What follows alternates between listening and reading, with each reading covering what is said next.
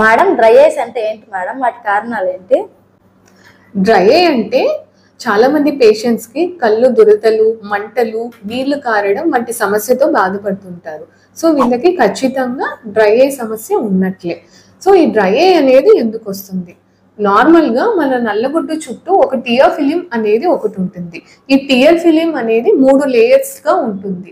ఈ tear film అనేది మన కంటి చుట్టూ కొన్ని గ్రంథులు అంటే గ్లాన్స్ అనేవి ఉండడం వల్ల ప్రొడ్యూస్ అవుతుంది. సో ఈ టియర్ ఫిలిం లో ఏ లేయర్ తక్కువైనా లేకపోతే ప్రొడక్షన్ జరగకపోయినా ఈ డ్రైనెస్ అనేది వస్తుంది.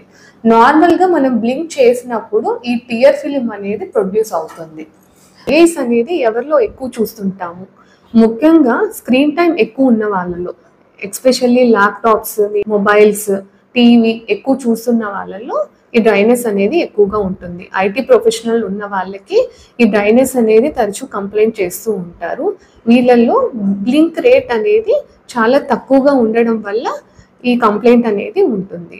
అయితే ఎక్కువగా ఏసీ కండిషన్కి ఎక్స్పోజ్ అయిన వాళ్ళు, అలర్జిక్ ఎన్విరాన్మెంట్లో ఉన్న వాళ్ళకి ఇవి ఎక్కువగా ఉంటాయి. అండ్ థైరాయిడ్ కానీ షుగర్తో బాధపడే వాళ్ళకి కూడా ఈ డ్రైనెస్ అనేది ఉంటాయి. అండ్ మెనోపాజ్లో ఉన్న వాళ్ళకి and especially auto immune condition కూడా ఈ డ్రైనెస్ అనేది ఉంటాయి. ఏ కారణం అయినా సరే కండిషన్ని బట్టి మన సివియారిటీ బట్టి ఈ డ్రైనెస్ అనేది ట్రీట్ చేయాలి.